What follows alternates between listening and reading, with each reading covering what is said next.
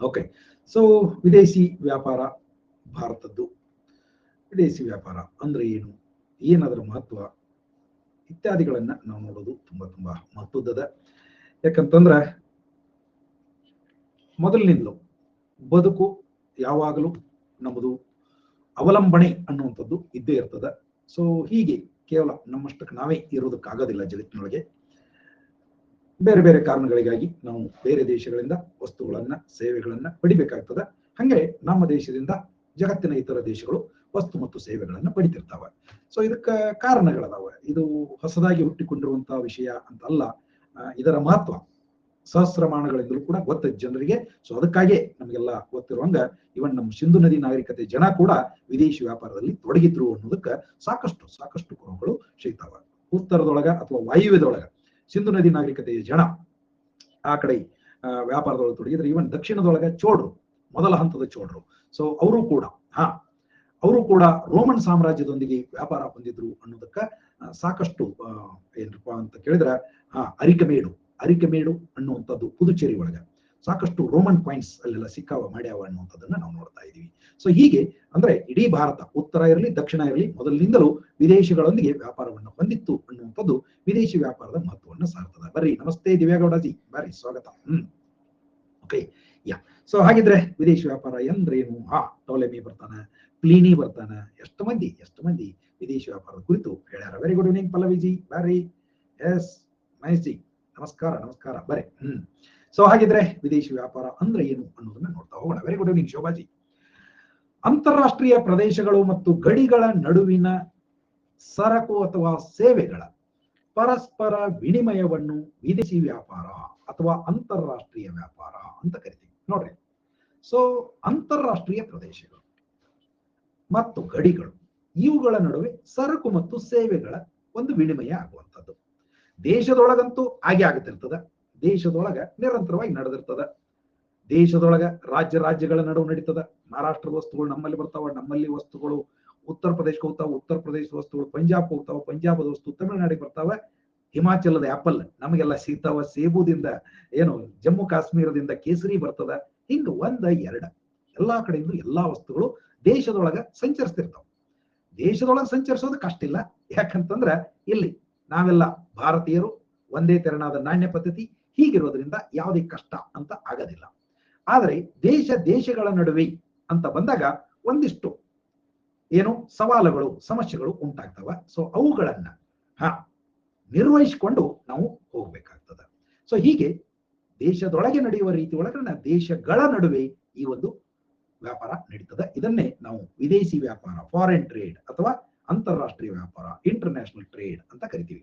S, ಬರೀ life G, ಶರಣು, ಗುರು, ಅಭಿಲಾಷ. ಯಾ. So ಖರೀದಿ ಮತ್ತು ಮಾರಾಟ ವಹಿವಾಟಿನ ವಿತರಣೆಯ ವಿಷಯದೊಳಗ ವಿದೇಶಿ ವ್ಯಾಪಾರವು ಆಮದು ಮತ್ತು ರಫ್ತು ಆಕಾರವನ್ನು ತೆಗೆದುಕೊಳ್ಳುತ್ತದೆ. ಇದು ದೇಶದೊಳಗ ಈ ಶಬ್ದಗಳನ್ನು ನಾವು ಬಳಸೋದಿಲ್ಲ. ಇಲ್ಲಿ ಸೀದಾ ವಸ್ತು ಅಥವಾ ಸೇವೆಗಳು ನಮ್ಮ ಹಣಕ್ಕೆ ವಿನಿಮಯ ಅಂತ ಆಗ್ತಿರ್ತಾವ. ಅಂತಾರಾಷ್ಟ್ರೀಯ ಮಟ್ಟದೊಳಗ ನಮ್ಮ ದೇಶದಿಂದ ಹೊರಗೆ ಹೋಗೋದನ್ನ ರಫ್ತು ಅಂತ ಕರ್ಕೊಂಡ್ರೆ, ಜಗತ್ತಿನಿಂದ ನಮ್ಮ ದೇಶದೊಳಗೆ ಬರುವಂತದನ್ನ ಆಮದು ಅನ್ನುವಂಥ ಪದವನ್ನ ಬಳಸಿ. ಸೊ ವಿದೇಶಿ ವ್ಯಾಪಾರದೊಳಗೆ ಇವು ಎರಡು ಪದ ಮಹತ್ವದ್ದು ಆಗ್ತವೆ. ಕಾನ್ಸೆಪ್ಟ್ಸ್, ಕೀ ಟರ್ಮ್ಸ್ ಅಂತ ಅನ್ಸ್ಕೊಳ್ತಾವ. ಇಂಪೋರ್ಟ್ ಅಂಡ್ ಎಕ್ಸ್ಪೋರ್ಟ್ ಅಂತ. ಬರೀ ಗುರು ಮೊಳಕಾಲು ಮೂರ ಅಡ್ಡೆ ಇಲ್ಲ. Very good evening. ಯಾ ನಮಸ್ತೆ, ಬರ್ರಿ. So both visible and invisible, that is what is foreign trade in all. both export of goods and services, import of goods and services, that together makes foreign trade of a country. So 2000 ಇದು introduction just ನಿಮ್ಗೆ. ಹಂಗ 2020-21 ಭಾರತದ ಒಟ್ಟು ವಿದೇಶಿ ವ್ಯಾಪಾರ ನೋಡಿ, ಒಂದು ಅಂದಾಜು ಅಂದ್ರೂ ಅಫಿಷಿಯಲ್ ಫಿಗರ್ ಇದು $686 ಬಿಲಿಯನ್ ಆಗಿತ್ತು ಅನ್ನುವಂಥದ್ದನ್ನ ನಾವು ನೋಡ್ತಾ ಇದ್ದೀವಿ. ಇಲ್ಲೊಂದು ಚಿತ್ರ ಸಿಗ್ತದೆ ನಿಮ್ಗೆ. ಭಾರತದ ವಿದೇಶಿ ವ್ಯಾಪಾರ 686 ಬಿಲಿಯನ್ ಒಂದು ವರ್ಷದೊಳಗ ಅಂತ. ಇದ್ರೊಳಗ ಆಮದು ಎಷ್ಟು ಮತ್ತು ಎರಡು ಆಮದು ಅಂತನಾಗ್ಯಾವ. ಸಾರಿ, ನೋಡ ಕಾಪಿ ಪೇಸ್ಟ್ ಅಂದ್ಕೊಳ್ಳಿ ಅಂದ್ರೆ ಹಿಂಗ ಆಮದು ಮತ್ತು ರಫ್ತು ಎಷ್ಟಪ್ಪ ಅಂತ ಕೇಳಿದ್ರೆ, ಭಾರತದ ಆಮದು $392 ಬಿಲಿಯನ್, ಶತಕೋಟಿ ಡಾಲರ್ಗಳು. ಇನ್ನ ರಫ್ತು ಎಷ್ಟಪ್ಪ ಅಂತ ಕೇಳಿದ್ರೆ $294 ಬಿಲಿಯನ್. ಇದು ಏನು ತೋರಿಸ್ತೈತಿಪ್ಪ ಸೀದಾ ಸೀದಾ ಅಂತಂದ್ರೆ $98 ಬಿಲಿಯನ್ ಕೊರತೆಯನ್ನು ತೋರಿಸ್ತಾ ಇದೆ. ಕೊರತೆ, deficit. India is having around $98 billion deficit. ಹೌದಾ? ಹಾ, quite good. But deficit is too big. Deficit is too big. That we should take care of, because otherwise in the long term, yeah, so it will lead to some problem. Anyway, now it is very much manageable. So ಇಲ್ಲಿ ನಾವು ನೋಡಕತ್ತು 2020-21 ಒಟ್ಟು ವಿದೇಶಿ ವ್ಯಾಪಾರ $686 ಶತಕೋಟಿ ಆದ್ರೆ ಅದರಲ್ಲಿ ಆಮದುಗಳು ಹೆಚ್ಚದಾವ. ಇದೊಂದು ನಿಮಗೆ ಔಟ್ಲೈನ್ದೊಳಗೆ ಒಂದು ಐಡಿಯಾ. ಹೌದು, ನಮ್ಮ ಆಮದು ಹೆಚ್ಚದಾವ, ರಫ್ತು ಕಡಿಮೆ ಅದಾವ. ಎಷ್ಟು ಕಡಿಮೆ ಅದಾವ, ಇವು ಎಷ್ಟು ಹೆಚ್ಚದಾವ ಅಂತಂದ್ರೆ ಆಲ್ಮೋಸ್ಟ್ ಇಲ್ಲಿ ನೀವು ನೋಡಿದ್ರೆ, ಎಸ್, ಇದನ್ನ $400 ಬಿಲಿಯನ್ ರೌಂಡ್ ಫಿಗರ್ ನ ಮಾಡ್ಕೊಂಡು ಹೇಳಕತ್ತೀನಿ. ರೌಂಡ್ ಫಿಗರ್ ಇದನ್ನ $400 ಬಿಲಿಯನ್ ಅಂತ ಮಾಡ್ಕೊಂಡು ಇದನ್ನ ರೌಂಡ್ ಫಿಗರ್ $300 ಬಿಲಿಯನ್ ಮಾಡ್ಕೊಂಡ್ರೆ ಅಲ್ಲಿಗೆ we have around 25% deficit. We have around 25% deficit in international trade or foreign trade. ಹೌದಲ್ಲ? ಐಡಿಯಾ ಬಂತಿಲ್ಲ? 1/4 ಆಫ್ ಟೋಟಲ್ ನಾವು ನೋಡಕತ್ತದು. So imports are $400 billion, imports are $300 billion. So naturally ಅವನ್ನ ನಾವು ರೇಷಿಯೋದೊಳಗೆ ತಗೊಂಡ್ರೆ 25% ನಮ್ಮದು ಡೆಫಿಸಿಟ್ ಐತಿ ಅನ್ನುವಂಥದ್ದು ಗೊತ್ತಾಗ್ತದೆ. ಹಲವಾರು ಕಾರಣಗಳಿಗಾಗಿ. ಅಂದ್ರೆ ಸದ್ಯದ ಪರಿಸ್ಥಿತಿಯಾಗ ಇನ್ನೂ ಒಂದು $100 ಬಿಲಿಯನ್ ಮೊತ್ತದ ವಸ್ತು ಅಥವಾ ಸೇವೆಗಳು ಹೆಚ್ಚಾಗಬೇಕಾಗಿತ್ತು, ನಮ್ಮದು ಆಗಿಲ್ಲ ಅಂತ. ಸೊ ಇದಕ್ಕೆ ಕಾರಣಗಳದಾವ. ಇದನ್ನ ನಾವು ಲಾಂಗ್ ಟರ್ಮ್ ದೊಳಗೆ ಸರಿಪಡಿಸಿಕೊಳ್ಳುವಂತ ಒಂದು ಸವಾಲು ಭಾರತದ ಮುಂದೆ ಐತಿ. ಸೊ ಹಲವಾರು ಕಾರಣಗಳಿಗಾಗಿ ವಿದೇಶಿ ವ್ಯಾಪಾರವು ಈ ವ್ಯಾಪಾರದಲ್ಲಿ ಪಾಲ್ಗೊಳ್ಳುವ ಪ್ರತಿಯೊಂದು ದೇಶಕ್ಕೆ ಲಾಭವನ್ನು, ಅನುಕೂಲತೆಗಳನ್ನು ತಂದು ಕೊಡುತ್ತದೆ. ನೀವು ಆಗಲೇ ನೋಡಿದ್ರಿ. ಮತ್ತೆ ಏನ್ರಿ ಇದು ಮೆಂಟಲ್ ಎಬಿಲಿಟಿ ಹೇಳ್ರಿ ಅಂತ ತಗೋರಿ, ಕಲ್ಲತ್ವ ಗುಂಡಂದು ಕಲ್ಲತ್ವಪ್ಪ ನೀನ. ಯಾಕೆ ಏನಿದ್ದವ್ರು ಜಗ್ ಮೇಲೆ ಆಗ್ಲೇ ಕೊಟ್ಟಾರ, ಬಡ್ಕೊಂಡು ತಲಿ ಎತ್ತಬೇಕಾದತ್ತ ಯಾವ ನೀವೊಂದು ಗುಂಡ ಅಂದ್ಬಿಡು. ಇರ್ಲಿ, ಜೋಕ ಪಾಠ. ವಿದೇಶಿ ವ್ಯಾಪಾರ ಆಗ್ಲೇ ನಾವು ನೋಡಿದ್ವಿ. ನಾವು ಬೇರೆದವ್ರು ಕೊಡೋದು $400 ಬಿಲಿಯನ್ ಐತಿ, ನಮಗ್ ಬರೋದು ಬರೀ $300 ಬಿಲಿಯನ್ ಐತಿ. ಕೆಲವರು ಒಂಟಿ ಮ್ಯಾಗಿನ ಶಾಣ್ಯಾರು ಅಂತ ಹೇಳ್ತಾರ. ಅವ್ರು ವಿಚಾರ ಮಾಡ್ತಾರ, ಕಲಿಯೋಣ ಮತ್ ಇಷ್ಟು ನಮಗ್ ಬರೋದು ಕಡಿಮೆ, ಕೊಡೋದು ಹೆಚ್ಚಿದ್ರೆ ಇದನ್ನ ಮಾಡೋದು ಎದಕ್ಕ ಅಂತ. ನೋಡ್ರಿ ಹೆಂಗೈತಿ ವಿಚಾರ. ನಮಗ್ ಬರೋದು ಕಡಿಮೆ ಮತ್ ನಾವು ಕೊಡೋದ ಹೆಚ್ಚಿದ್ರೆ ಈ ವಿದೇಶಿ ವ್ಯಾಪಾರ ನಮ್ಗೆ ಎದಕ್ ಬೇಕು? ಸುಮ್ಮ ಬಾಗ್ಲ ಹಾಕೊಂಡು ಕೂತ್ರೆ ಚಲೋ ಅಲ್ಲೇನ್ರಿ ಅಂತ ನೀವು ಕೇಳಬಹುದು. ಬಾಗ್ಲ ಹಾಕೊಂಡು ಕೂತ್ರೆ ಚಲೋ ಅಲ್ಲೇನ್ರಿ ಅಂತ. ಚಲೋ ಆಗೋದಿಲ್ಲ. ಇನ್ಫ್ಯಾಕ್ಟ್ ಇನ್ನೂ ಹೆಚ್ಚಿನ ಹಾನಿ ನಮ್ಮ ದೇಶಕ್ಕೆ ಆಗ್ತದೆ.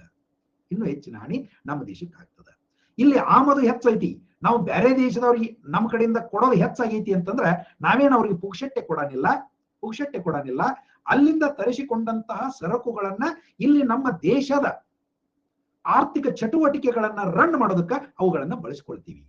ಅಂದ್ರೆ ಅವುಗಳನ್ನ ಆಮದು ಮಾಡಿಕೊಳ್ಳದೆ ಹೋದ್ರೆ ನಮ್ಮ ದೇಶದ ಆರ್ಥಿಕ ಚಟುವಟಿಕೆಗಳು ಇನ್ನಷ್ಟು ಹಾನಿಗೆ ಒಳಗಾಗುತ್ತಾವ.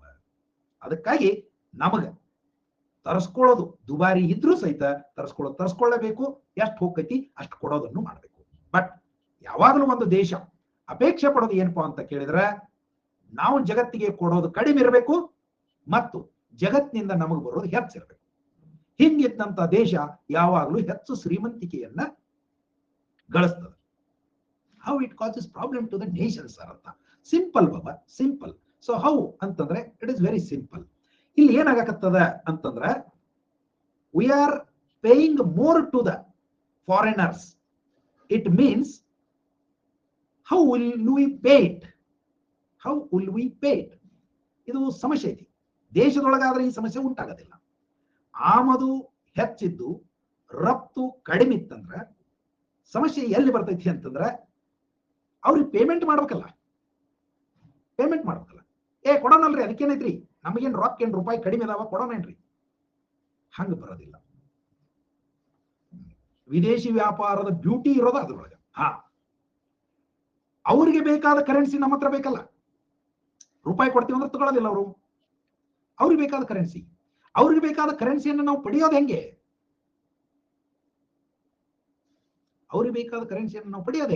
S, either through export or through IMF assistance, IMF assistance, or else the fund inflow in the form of foreign direct investment, but it is not our money. It is not our money. Or else portfolio investment, but God knows when it will run away. ಇವನ್ನೆಲ್ಲ ನಂತರ ನಿಮಗೆ ಹಂತವಾಗಿ ನಾನು ಹೇಳ್ಕೊತ ಹೋಗ್ತೀನಿ.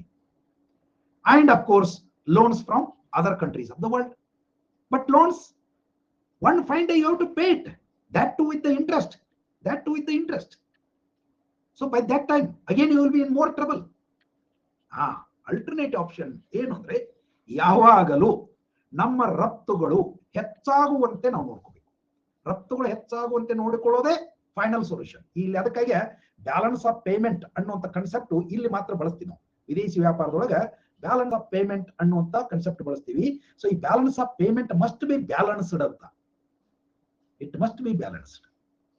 ಇಲ್ಲ ಅಂದ್ರೆ ಅದರಲ್ಲೂ ನಿಮ್ಮ ಇಂಪೋರ್ಟ್ಸ್ ಜಾಸ್ತಿ ಇದ್ರೆ yes you will be always under pressure of foreign exchange reserves. Foreign exchange reserves. Foreign exchange reserve. So ನಿಮ್ಗೆ ಗೊತ್ತೈತಿ ಮೊನ್ನೆ ಶ್ರೀಲಂಕಾದ ಕತೆ ಏನಾಯ್ತು ಅಂತ. ಶ್ರೀಲಂಕಾದ ಕತೆ ವಿದೇಶಿ ವಿನಿಮಯ ಕೊರತೆ ಉಂಟಾದದ್ದು. ಕೊರತೆನು ಇಲ್ಲ ಇಲ್ಲ. ಹಂಗಾದಾಗ ಆ ದೇಶಕ್ಕೆ ಇವನ್ ಒಂದು ವಾರಕ್ಕೆ ಬೇಕಾಗುವಷ್ಟು ಪೆಟ್ರೋಲಿಯಂ ಅನ್ನು ತರಿಸ್ಕೊಳ್ಳೋದು ಆ ದೇಶಕ್ಕೆ ಸವಾಲಾಗಿಬಿಡ್ತು. ಈಗ ನೀವು ಅದ ಬ್ಯಾರೆದ್ದು ನೋಡ್ತೀರಿ. ಫಾರ್ ಎಕ್ಸಾಂಪಲ್ ಜಗತ್ತಿನೊಳಗ ಹೈಯೆಸ್ಟ್ ಫಾರಿನ್ ಎಕ್ಸ್ಚೇಂಜ್ ರಿಸರ್ವ್ಸ್ ಇರೋದು ಯಾರ ಕಡೆ? highest foreign exchange reserves. This is very, very interesting. Yes. So, it is not America. America kiro advantage adu. It is China. It is China. Yes. So, the international trade, the goods and services are traded here almost in the price of dollar. ನಾವು ಮುಂಜಾನೆ ಒಂದು reserve currency ಅಂತ ನೋಡಕತ್ತಿದ್ವಿ. Reserve currency ಅಂತ. So ಆ reserve currency ಯಾವ ದೇಶಕ್ಕೆ ಇರ್ತೈತಿ ಅದಕ್ಕೆ ಅಡ್ವಾಂಟೇಜ್ ಇರ್ತೈತಿ ಅಂತ. ಅಮೆರಿಕಾದ ಎಂತ ಅಡ್ವಾಂಟೇಜ್ ಅಂದ್ರೆ ಅದು ಎಷ್ಟು ಬೇಕಾದಷ್ಟು. ಫಾರ್ ಎಕ್ಸಾಂಪಲ್ ಇದೇ ಸಮಸ್ಯೆ ನಮಗೆ ಇಡೀ ಜಗತ್ತು ಒಂದು ವೇಳೆ ರೂಪಾಯಿಯನ್ನು ಒಪ್ಪುವಂತೆ ಇದ್ದಿದ್ದರೆ ನಮಗೆ ಈಗಿರೋ ಸಮಸ್ಯೆ ಇರ್ತಿರ್ಲಿಲ್ಲ. ಒಂದು ವೇಳೆ ಜಗತ್ತು ರೂಪಾಯಿಯನ್ನ ಮೋಡ್ ಆಫ್ ಪೇಮೆಂಟ್ ಅಂತ ಒಪ್ಕೊಳ್ಳೋದಕ್ಕೆ ತಯಾರಿದ್ದಿದ್ರೆ ನಮಗೆ ಈ ಸಮಸ್ಯೆ ಇರ್ತಿರ್ಲಿಲ್ಲ. ಬಟ್ ಹಂಗಿಲ್ಲ.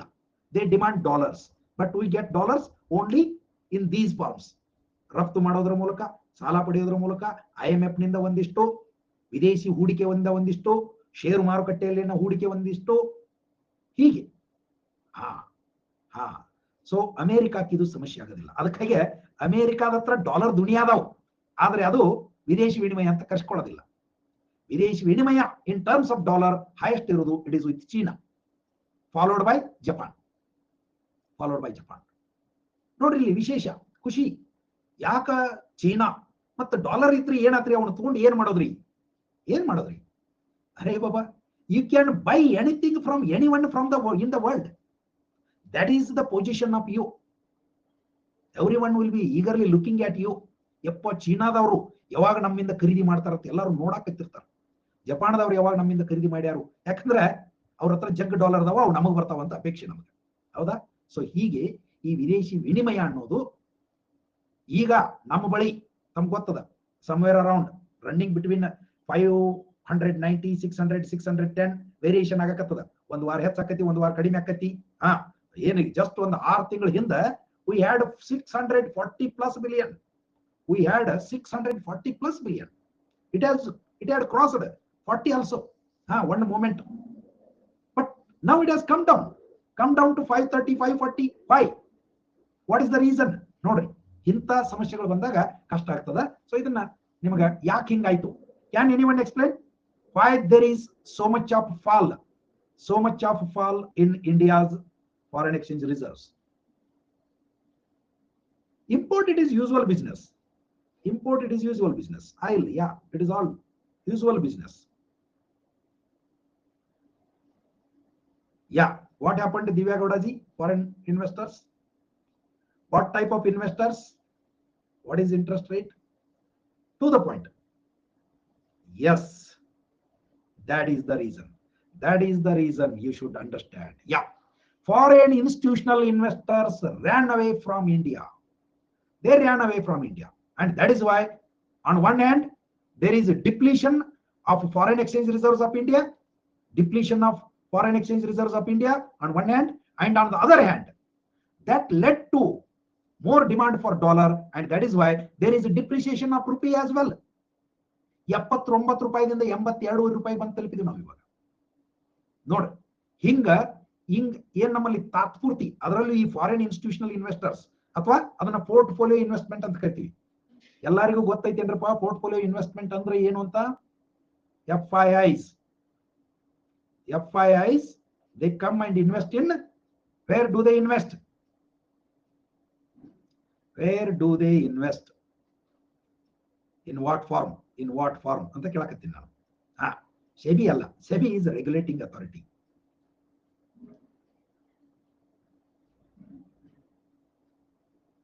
ನೋಡಿ, FIIs took away their money. ಆ ಪ್ರಾಮಿಸರಿ ನೋಟ್ಸ್ ಬೇರೆ, ಅದು ಬೇರೆ, ಮತ್ತೆ ಪಾರ್ಟಿಸಿಪೇಟರಿ ನೋಟ್ಸ್ ಅಲ್ಲ. ಪಾರ್ಟಿಸಿಪೇಟರಿ ನೋಟ್ ಮತ್ತೆ ಮೀನಿಂಗ್ ಬೇರೆ. They took away their money, I am telling. From where did they took away their money? ವಿದೇಶಿ ಸಾಂಸ್ಥಿಕ ಹೂಡಿಕೆದಾರರು ತಮ್ಮ ಹಣವನ್ನು ತಮ್ಮ ದೇಶಕ್ಕೆ, ಮುಖ್ಯವಾಗಿ ಅಮೆರಿಕಕ್ಕೆ ತಗೊಂಡು ಓಡುವಾದ್ರು. ಎಲ್ಲಿಂದ ತಗೊಂಡು ಓಡುವಾದ್ರು? ಅದೇ ಎಲ್ಲಿ ಲಾಭ ಸಿಗುತ್ತೋ ಅಲ್ಲಿಗೆ ಹೋಗುತ್ತೆ. Yes Divya Gowda, you are right, you are right. Yes, it is from share market, it is from share market. Yes, so ಇದು ಬಹಳ ಡೇಂಜರಸ್. ಅವರು ನಮ್ಮಲ್ಲಿ ಅನುಕೂಲ ಇದ್ದಾಗ ನಮ್ಮಲ್ಲಿ ಬಂದು ಶೇರ್ಗಳನ್ನು ತಗೋತಾರೆ. ಬೇರೆ ದೇಶದಾಗ ಎಲ್ಲರೇ ಅನುಕೂಲ, ಅದರಲ್ಲೂ ಅಮೆರಿಕಾದಾಗ ಅನುಕೂಲ. ಅಮೆರಿಕಾದೊಳಗೆ ನೋಡಕತ್ತೀರಿ ನೀವು, ಅಲ್ಲಿಯೂ ಕಳೆದ 6, 7, 8 ತಿಂಗಳಿಂದ ರೇಟ್ ಆಫ್ ಇಂಟ್ರೆಸ್ಟ್ ಅನ್ನ ಹೆಚ್ಚು ಮಾಡಕತ್ತದ. ಅಲ್ಲಿ ಫೆಡರಲ್ ರಿಸರ್ವ್ ಸಿಸ್ಟಮ್ ಹೆಂಗ ನಮ್ಮಲ್ಲಿ RBI ಇದ್ದದ್ದು ಇಂಟ್ರೆಸ್ಟ್ ರೇಟ್ ಅನ್ನು ಹೆಚ್ಚು ಮಾಡ್ಯದನೋ, ಅದೇ ರೀತಿ ಒಳಗ ಅಮೆರಿಕಾದೊಳಗೂ ಕೂಡ ರೇಟ್ ಆಫ್ ಇಂಟ್ರೆಸ್ಟ್ ಜಾಸ್ತಿ ಆಗ್ಯಾವ. ಸೊ ರೇಟ್ ಆಫ್ ಇಂಟ್ರೆಸ್ಟ್ ಜಾಸ್ತಿ ಆಗ್ಯಾವ. ಇದರ ಅರ್ಥ ಅವರು ವಿಚಾರ ಮಾಡ್ತಾರ, ಇಂಡಿಯಾದೊಳಗಿದ್ದು ಇಷ್ಟು ಗುದ್ದಾಡಿ ಇಷ್ಟು ರಿಸ್ಕ್ ತಗೊಂಡು ಇಲ್ಲಿ ಶೇರ್ ಮಾರ್ಕೆಟ್ ವೊಲಟೈಲ್ ಆಗಿ ಇದಕ್ಕಿಂತಲೂ ಅಲ್ಲಿ ನಾವು ಸೇಫ್ ಇನ್ವೆಸ್ಟ್ಮೆಂಟ್ ಮಾಡಬಹುದಲ್ಲ ಅಂತ ಹೇಳಿ ಓಡಿ ಹೋಗ್ತಾರೆ. FDI is much safer. FDI is much safer in flow. In the short term, ಶರಣು ಅದನ್ನು ಕೂಡ ತಾವು ಅರ್ಥ ಮಾಡ್ಕೋಬೇಕು. ಶಾರ್ಟ್ ಟರ್ಮ್ ದೊಳಗೆ FDI okay, but long term ದೊಳಗೆ they take away their profit to their home country throughout the, over a long period of time, so ಅವಾಗ again there will be pressure on our foreign exchange reserves. So ಹೀಗೆ ನೋಡ್ರಿ, IMF ಕೊಡೋದು ಒಂದನ್ನು ಬಿಟ್ರ ಉಳಿದದ್ದು ಯಾವ ಪುಕ್ಷಟ್ಟೆ ಬರೋದಿಲ್ಲ. ಬಂದದ್ದು ಇನ್ಫ್ಯಾಕ್ಟ್ ಬರುವಾಗ ಬಂದು ಹೊಳ್ಳಿ ಹೋಗುವಾಗ ಒಂದು ಮರಿ ಕರ್ಕೊಂಡು ಹೋಗ್ತೈತಿ. ಹಿಂಗಾಗಿ ಅಂತಿಮ ಪರಿಹಾರ ಈ ವಿದೇಶಿ ವಿನಿಮಯಕ್ಕೆ ಏನಾದ್ರೂ ಇದ್ರೆ ಅದು ನಮ್ಮ ರಫ್ತುಗಳನ್ನ ಹೆಚ್ಚಿಸುವುದು ಮಾತ್ರ. ಸೊ ರಫ್ತುಗಳನ್ನ ಹೆಚ್ಚಿಸುವುದರ ಮೂಲಕ ನಾವು ಹೆಚ್ಚು ವಿದೇಶಿ ವಿನಿಮಯ ಹೊಂದಿದ್ರೆ ಅವಾಗ ಯಾವನಿಗೂ ಡೊಗ್ಗಿ ಸಲಾಂ ಹೊಡಿಬೇಕಾಗಿಲ್ಲ. ಅವಾಗ ಅದು will be more respected in international arena. Import decrease ಮಾಡ್ಬೇಕಂತಿಲ್ಲ ಶರಣು. This we should understand. ಇದು ಬಹಳ ಇಂಟ್ರೆಸ್ಟಿಂಗ್ ಸಂಗತಿ, ಗಮನಿಸ್ರಿ. ನೋಡ್ರಿ, ಅಮೆರಿಕಾ ಫಾರ್ ಎಕ್ಸಾಂಪಲ್ ಹೇಳಕತ್ತೀನಿ ನಾನು. ಅಮೆರಿಕಾ ಭಾರತದೊಂದಿಗೆ ಡೆಫಿಸಿಟ್ ಬ್ಯಾಲೆನ್ಸ್ ಆಫ್ ಪೇಮೆಂಟ್ ಹೊಂದಿದೆ. ಚೀನಾದೊಂದಿಗೆ ಅಂತೂ ತುಂಬಾ ದೊಡ್ಡ ಡೆಫಿಸಿಟ್ ಬ್ಯಾಲೆನ್ಸ್ ಆಫ್ ಪೇಮೆಂಟ್ ಹೊಂದಿದೆ. ಅಮೆರಿಕಾದಂತ ದೇಶ ನಾ ಹೇಳಕತ್ತದ್ದು. It does not mean that it is wrong or it is waste. ಬಹಳ ಇಂಟ್ರೆಸ್ಟಿಂಗ್ ಇದು. ಅದಕ್ಕಾಗಿ ವಿದೇಶಿ ವ್ಯಾಪಾರ ಫಸ್ಟ್ ಗೆ ಹೇಳಿದ್ವಲ್ಲ, ಮತ್ ನಮ್ದು ಇಂಪೋರ್ಟ್ ಬಹಳ ಐತ್ರಿ, ಎಕ್ಸ್ಪೋರ್ಟ್ ಕಡಿಮೆ ಐತಂದ್ರ ಸುಮ್ಮನೆ ಈ ಇಂಪೋರ್ಟ್ ಬಂದ್ ಮಾಡಿಬಿಡೋಣ ಏನ್ರಿ ಅನ್ನಕ್ ಬರೋದಿಲ್ಲ. ಇಂಪೋರ್ಟ್ ಮಾಡೋದನ್ನ ಮಾಡ್ಕೊಳ್ತಾನೆ ಇರಬೇಕು. At the same time export ಗಳನ್ನ ಹೆಚ್ಚು ಮಾಡಬೇಕು. ಇದು ಹಿಂಗ್. ಇದು ಇನ್ನು ನಿಮಗೆ ಸರಳ ತಿಳಿಸಿ ಹೇಳ್ಬೇಕಂದ್ರೆ ನಾವು ನಮ್ಮ ದೇಶದೊಳಗೆ ನಮ್ಮದೊಂದು ಕುಟುಂಬ ಐತಿ ಅಂತಂದ್ರೆ ನಮ್ಮ ಗಮನ ಕುಟುಂಬದ ಖರ್ಚನ್ನ ಕಡಿಮೆ ಮಾಡೋದ್ರ ಕಡೆ ಹೆಚ್ಚಿರಬೇಕು, ಕುಟುಂಬದ ಆದಾಯವನ್ನ ಹೆಚ್ಚಿಸೋದ್ರ ಕಡೆ ಹೆಚ್ಚು ಗಮನ ಇರಬೇಕು. ನಿಮ್ಮ ಪ್ರಕಾರ ಕುಟುಂಬದ ಆದಾಯವನ್ನ ಹೆಚ್ಚಿಸೋದ್ರ ಕಡೆ ಗಮನ ಇರಬೇಕು. ಅಂಡ್ ಅಫ್ಕೋರ್ಸ್ ಕುಟುಂಬದ ವೆಚ್ಚ ಯಾವ್ಯಾವುದು ಅನವಶ್ಯಕ ಅನುತ್ಪಾದಕ ಅಂತವುಗಳನ್ನ ನಿಯಂತ್ರಿಸುವ ಪ್ರಯತ್ನ ಮಾಡಿದ್ರೆ ತಪ್ಪಲ್ಲ. ಆದರೆ ಫೋಕಸ್ ಇರಬೇಕಾದದ್ದು ಯಾವ್ದ್ರ ಮ್ಯಾಗ ಅಂತಂದ್ರೆ ನಮ್ಮ ಆದಾಯವನ್ನ ಹೆಚ್ಚಿಸಿಕೊಳ್ಳೋದ್ರ ಮೇಲೆ. ಹಾಗೇನೇ ನಾವು ಆಮದು ಮಾಡಿಸಿಕೊಳ್ಳೋದನ್ನ ನಿಲ್ಲಿಸೋದು ಬುದ್ಧಿವಂತಿಕೆ ಅಲ್ಲ. ಇಂಥ ಬುದ್ಧಿಗೇಡಿತನ ನಾವು ಹಿಂದೊಮ್ಮೆ ಮಾಡೀವಿ. ಯಾವಾಗ ನೆಹರೂನ್ ಕಾಲದಾಗ, ಇಂದಿರಾ ಗಾಂಧಿ, ರಾಜೀವ್ ಗಾಂಧಿ ಕಾಲದೊಳಗ ಇಂಥದ್ದನ್ನ ಮಾಡಿದ್ವಿ. ಇಂಪೋರ್ಟ್ ಸಬ್ಸ್ಟಿಟ್ಯೂಷನ್ ಅಂತ ಮಾಡಕ್ ಹೋಗಿ ನಮ್ಮಲ್ಲಿ ಉತ್ಪಾದನೆ ಆಗಲಿಲ್ಲ, ಇಂಪೋರ್ಟ್ ಮಾಡ್ಕೊಳ್ಳಿಲ್ಲ, ಅದರಿಂದ ನಮಗ ಹಾನಿ ಆತ ಹೊರತಾಗಿ ಜಗತ್ತಿಗೆ ಹಾನಿ ಆಗಲಿಲ್ಲ. ಹೌದಾ? ಸೊ ಇಂಥವೆಲ್ಲ ಬಹಳ ಬಹಳ ಬಹಳ ಗೋಲ್ಡ್ ಇಂಪೋರ್ಟ್ ಮಾಡಿದ್ರೆ ಏನ್ ಯೂಸ್ ಸಾರ್ ಅಂತ ಶರಣು. Yes, for what purpose we are importing ಅನ್ನುವಂಥದ್ದನ್ನು ಗಮನಿಸಬೇಕು. It all depends on different scenarios. India is one of the largest importer of gold ಅಂತ ನಾವು ನೋಡ್ತೀವಿ. ಬಟ್ ಇಂಪೋರ್ಟ್ ಗೋಲ್ಡ್ ಇಂಪೋರ್ಟ್ ಮಾಡ್ಕೊಂಡದನ್ನ ನಾವೆಲ್ಲ ಇಲ್ಲಿ ನಮ್ಮ ಡೊಮೆಸ್ಟಿಕ್ ಕನ್ಸಂಪ್ಷನ್ಗೆ ಬಳಸ್ತೀವಿ ಅಂತ ತಿಳ್ಕೊಬೇಡ್ರಿ. ಡೊಮೆಸ್ಟಿಕ್ ನೀವು ಮುಂದೆ ಇಂಡಿಯಾದ ಎಕ್ಸ್ಪೋರ್ಟ್ಸ್ ಅಂತ ನೋಡಿದಾಗ ಗೊತ್ತಾಗ್ತದೆ. we import huge petroleum and we export huge petroleum. Is it not interesting? We import petroleum, we export petroleum. That is the refined products, petroleum products. We import crude oil, we export refined oil. Similarly, we import gold bars, we make them jewelries and we export them. And that leads to value addition. India is a net beneficiary in this case. Okay. ಹಿಂಗ ಬಹಳ ಚಂದದವ, ಸಮಾಧಾನ ತಿಳ್ಕೊತೋಗೋಣ. ಒಮ್ಮೆಲೆ ಎಲ್ಲಾನು ತಿಳ್ಕೊತೀವಿ ಅಂತನಲ್ಲ, just a kind of opening up ಇದು. Okay. ವಿದೇಶಿ ವ್ಯಾಪಾರಕ್ಕೆ ಪ್ರಮುಖ ಕಾರಣಗಳು ಕೆಳಗಿನಂಗದವ. ಎಸ್, ಹೋಗಿ ಒಟ್ಟೊಳಗ ಯಾಕೆ ನಾವು ವಿದೇಶಿ ವ್ಯಾಪಾರ ಮಾಡಬೇಕ್ರಿಪ್ಪ? ಅನಿವಾರ್ಯ. ಯಾಕೆ ಮಾಡಬೇಕು? ಮಾಡಿದವ ಶಾಣ್ಯ. ಮತ್ತಿದ್ ಹೇಳ್ತೀನಿ ನಾನು, ಮಾಡಿದವ ಶಾಣ್ಯ. ಬಟ್ ಹೆಂಗ ಮಾಡಬೇಕು ಅನ್ನೋದನ್ನ ನೋಡೋದು. ತಂತ್ರಜ್ಞಾನದಲ್ಲಿನ ವ್ಯತ್ಯಾಸಗಳು. ಒಂದನೇದು ನೋಡಿ, ಇದನ್ನ ನಾವು ಹೆಂಗ ತಿಳ್ಕೋಬೇಕು ಅಂತಂದ್ರೆ, the world is A family. We are all customers here, or you can consider the whole world as a single economy.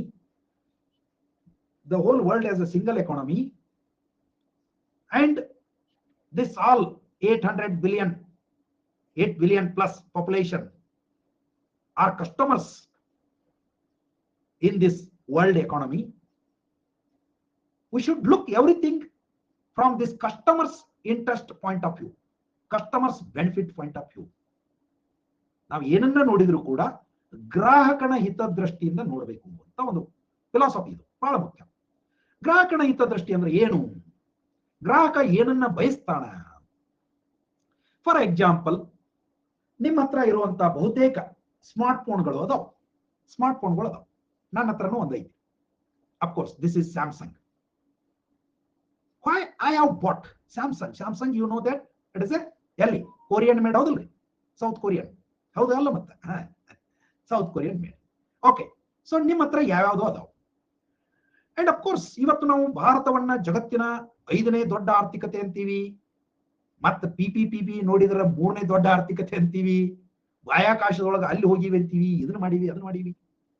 ಮತ್ತೆ ಈ ಒಂದು ಸಾಫ್ಟ್ ಮೊಬೈಲ್ ಫೋನ್ ಅನ್ನ ಯಾಕೆ ಕೊರಿಯಾದ ತಗೊಂಡಿನಿ, ಅಥವಾ ನೀವು ಯಾಕೆ ಯಾವುದೋ ಚೀನಾದ್ದು ತಗೊಂಡಿರಿ? ನಿಮಗೇನಾದ್ರೂ ರಾಷ್ಟ್ರಭಕ್ತಿ, ರಾಷ್ಟ್ರ ಪ್ರೇಮ ಇಂಥವು ಯಾವ ಇಲ್ಲೇನು? Yes, there must be one or the other Indian product. But we are not happy with the quality aspect of the Indian products, that is particularly mobile we are speaking, and its cost aspect. So ಒಬ್ಬ ಗ್ರಾಹಕನಾಗಿ ನಾವು ಬಯಸೋದು ಕಡಿಮೆ ಬೆಲೆ ಇರಬೇಕು, ಅದರ ಉಪಯುಕ್ತತೆ ಹೆಚ್ಚಿರಬೇಕು. ಇದನ್ನು ಯಾರು ಕೊಡ್ತಾರೋ ನಾವು ಅದನ್ನು ಇಷ್ಟಪಡ್ತೀವಿ, ಮತ್ತು ಅದು ಪ್ರತಿಯೊಬ್ಬರಿಗೂ ಸಿಗಬೇಕು. It is right of A consumer ಅಂತ ಹೇಳ್ತೀವಿ ನಾವು. ಹೌದಾ? ಸೊ ಇಲ್ಲಿ ತಂತ್ರಜ್ಞಾನದಲ್ಲಿನ ವ್ಯತ್ಯಾಸಗಳು. ಈ ಸರಕು ಮತ್ತು ಸೇವೆಗಳನ್ನು ಉತ್ಪಾದಿಸುವ ತಂತ್ರಜ್ಞಾನದ ಸಾಮರ್ಥ್ಯಗಳಲ್ಲಿ ದೇಶಗಳು ಭಿನ್ನವಾಗಿದ್ದರೆ ಏನು? ಭಿನ್ನವಾಗಿ ಅದೀವಿ ನಾವು. ಮತ್ತೆ ಇದು ಇಲ್ಲಿಗೆ ಮುಗಿಯೋದಿಲ್ಲ. ಸಾವಿರಾರು ವರ್ಷಗಳಿಂದಲೂ ಈ ಭಿನ್ನತೆ ಅದ. ಇನ್ನೂ 1000 ವರ್ಷ ಹೋದ್ರೂ ಈ ಭಿನ್ನತೆ ಇರ್ತದೆ. That is the beauty of the world. ಯಾವುದೋ ಒಂದು ಮೂಮೆಂಟ್ ಹೋಗಿ ನಾವು ಅಮೆರಿಕಾದಕ್ಕಿಂತ ಮುಂದೆ ಹೋಗ್ಬೋದು, ಅಥವಾ ಅಮೆರಿಕ ಯಾವಾಗಲೂ ಹಿಂಗೆ ಮುಂದೆ ಹೋಗ್ಬೋದು, ನಾವು ಅದ್ರ ಹಿಂದೆ ಹೋಗ್ಬೋದು. ನಾವು ಚೀನಾನ ಹಿಂದಾಕ್ಬಹುದು, ಅಥವಾ ಚೀನಾ ನಮ್ಮನ್ನ ಹಿಂದಾಕ್ಬಹುದು. ಇಂಗ್ಲೆಂಡ್ ಇನ್ನೊಂದಿಷ್ಟು ವರ್ಷಕ್ಕೆ ನಮ್ಮಿಂದ ಏನಾದ್ರೂ ಟೆಕ್ನಾಲಜಿ ಕೇಳುವಂಥದ್ದು ಬರ್ಬೋದು. Yes, what is technology friends? Many of you are engineers here? ಏನು ತಂತ್ರಜ್ಞಾನ ಅಂದ್ರೆ?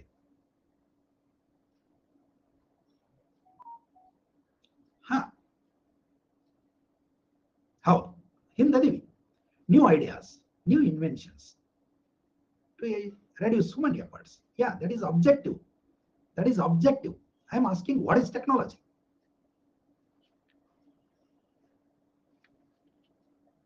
What is technology? Yeah. So you are all engineers. I am not an engineer. So of course, my perception may be wrong. But for me, technology is application of science. Technology is application of science. And this application of science depends on how much research you take up in science. See how wonderful it is. Wonderful. Technology is nothing but application of science. We call it science and technology, isn't it? Isn't it? So technology, invariably, technology means it is application of science. Then what kind of technology we have? That depends on how much research we take up in science. Why America is ahead of the world, or why China is much ahead of India, Japan is ahead of India? They have taken up so much of research work in the field of science, and that scientific investigation results into new and new technologies. So now Indiaದಾಗ ಏನ್ ಮಾಡಿವಿ, ಇಲ್ಲಿವರೆಗೂ we have been living on borrowed technology. We have done least research on our own, and when there is no research, naturally you can have very ordinary technology with you. Simple ಅಲ್ಲ? ಈಗ ನೋಡ್ರಿ, ಒಂದು simple ಅದಾವ, ಎಷ್ಟೊಂದು ತಗೊಳ್ರಿ ನೀವು. Some fundamental principles are already declared, it is over. For example, law of gravity ಅನ್ನುವಂಥದ್ದು fundamental ಎಲ್ಲರಿಗೂ ಗೊತ್ತದ. What is law of gravity ಅನ್ನೋದು ಎಲ್ಲರಿಗೂ ಗೊತ್ತದ. It is science, a scientific principle, ಹೌದಲ್ಲ? ಲಾ ಆಫ್ ಮೋಷನ್ ಎಲ್ಲರಿಗೂ ಗೊತ್ತದ. ಫೋರ್ಸ್ ಎಲ್ಲರಿಗೂ ಗೊತ್ತದ. Yes, we know them, but how much research we do in different aspects of gravity, different aspects of motion, different aspects of force, that will result into different types of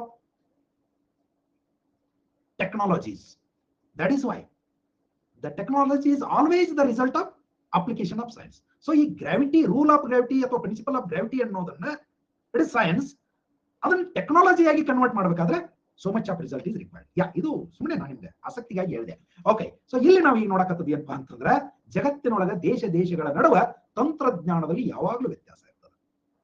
ಇದು permanent ಹಿಂಗ ಇರಬೇಕು ಅಂತಿಲ್ಲ. ಈ ದೇಶ ಈಗ ಹಿಂದದ, ಅದು ಮುಂದದ, ಇನ್ನೊಂದು ದಿವಸಕ್ಕೆ ನಾವು ಮುಂದೆ ಹೋಗ್ಬೋದು, ಅವ್ರು ಹಿಂದೆ ಉಳಿಬಹುದು, ಇದು ಹೀಗೆ. ಸೊ ಈ ಭಿನ್ನವಾಗಿದ್ದರೆ ಅನ್ನೋದೇನೈತಿಲ್ಲ, ವಾಗಿದ್ದರೆ ಏನು ಭಿನ್ನ ಆಗೇ ಇರ್ತದೆ.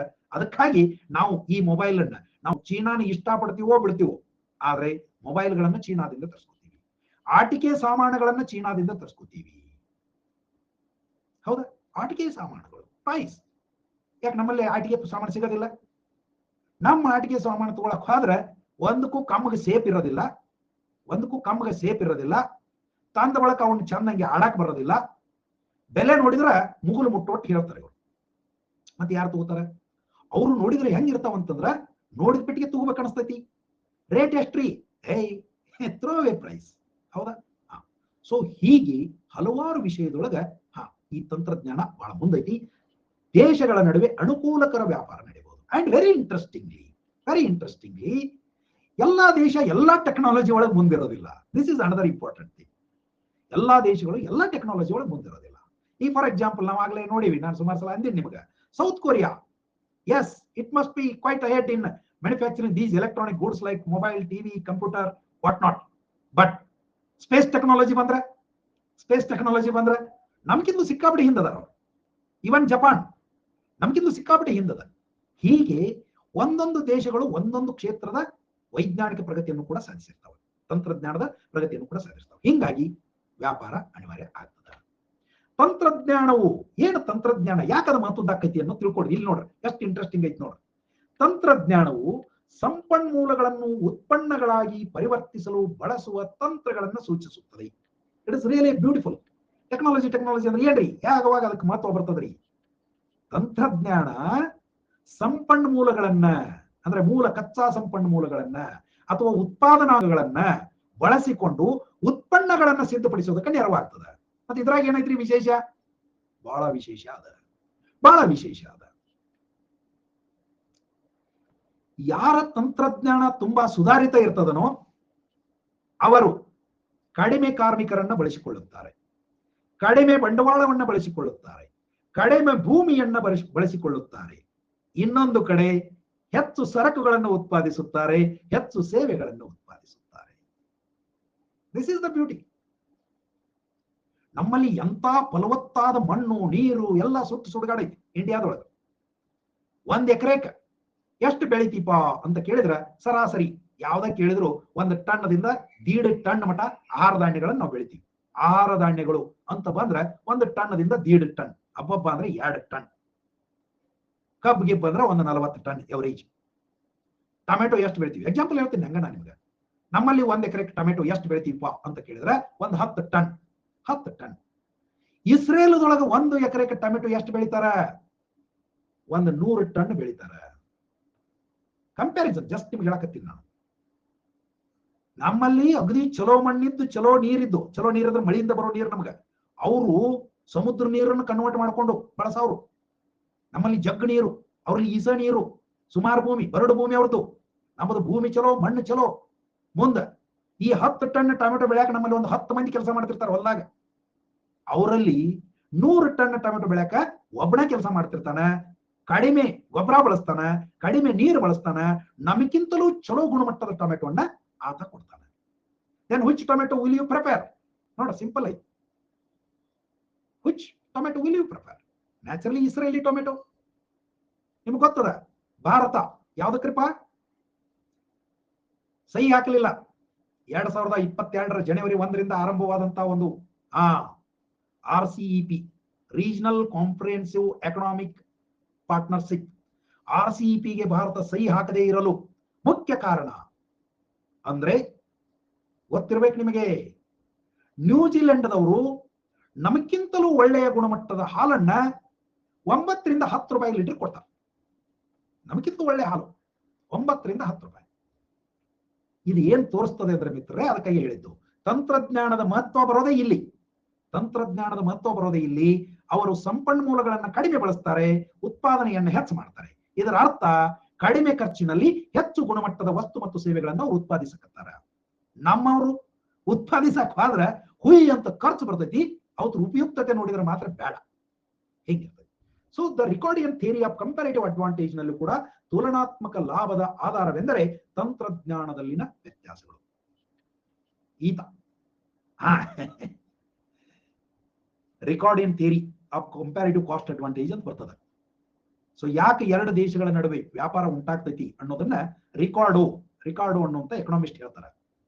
ಅವ್ರು ಹೇಳೋದೇ ಇಷ್ಟೇ, 2 ದೇಶಗಳ ಮಧ್ಯೆ ವ್ಯಾಪಾರ ಉಂಟಾಗಲು ತುಲನಾತ್ಮಕ ವೆಚ್ಚದಲ್ಲಿ ವ್ಯತ್ಯಾಸ ಇರ್ತದೆ.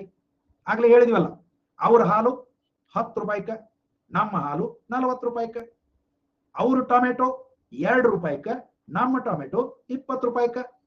ಅಂಡ್ ಮೋರ್ ಇಂಪಾರ್ಟೆಂಟ್ಲಿ, ಅವರ ಹಾಲು ನಮ್ಗಿಂತಲೂ ಚಲೋ, ಅವರ ಟೊಮೆಟೊ ನಮ್ಗಿಂತಲೂ ಫ್ರೆಶ್, ಮೋರ್ ನ್ಯೂಟ್ರಿಷಿಯಸ್. ನೋಡಿ, which one you prefer? Of course ಅದೆಲ್ಲ ಬರ್ತದೆ ಶರಣು, but first thing it is technology ಅಂತ ನಾವು ನೋಡ್ತೀವಿ. ಯಾಕೆ? ಸಂಪನ್ಮೂಲಗಳಲ್ಲಿ ವ್ಯತ್ಯಾಸಗಳು.